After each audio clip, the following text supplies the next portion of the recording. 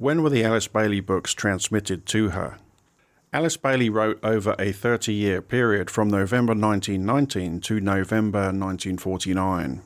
On screen you'll see a list of the books, when they were transmitted and when they were published, and which ones were purely DK's work and which ones were purely the work of Alice Bailey.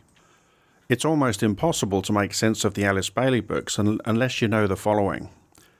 Alice Bailey wrote 24 books, but only 19 of them were telepathically transmitted to her from the Master Djwhal Khul.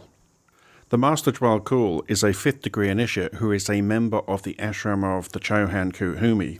A Chohan is someone who has taken the 6th initiation. Alice Bailey is also a member of the ashram of Kuthumi. Alice Bailey was on loan to the Master DK to write down the material DK was tasked with giving out.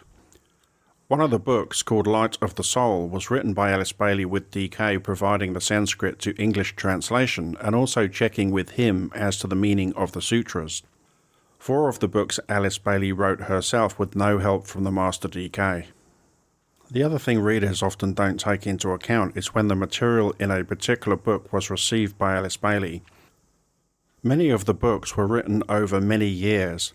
The early books, Initiation Human and Solar, Occult Meditation, and a treatise on cosmic fire, were clearly written as full books from start to end. Much of the other material Alice Bailey received from DK seemed to be on a variety of subjects and was only later gathered up to form books on specific topics. Discipleship in the New Age Volume 2 was transmitted to Alice Bailey and written down between January 1940 and December 1949. Externalization of the Hierarchy was written between March 1934 and October 1949. Because this information is not clearly presented in the books and is not easily available, people often take pieces of information out of context. So something written in 1922 could be applied to 1945 or some other time. There are also many instances of abrogation in the teachings where an earlier statement is superseded by a later one.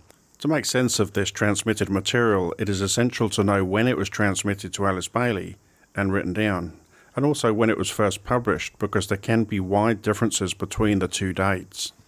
One final thought, seeing as several of the books were edited and published after Alice Bailey's death, how do we know whether information was removed or modified from the original manuscripts or not?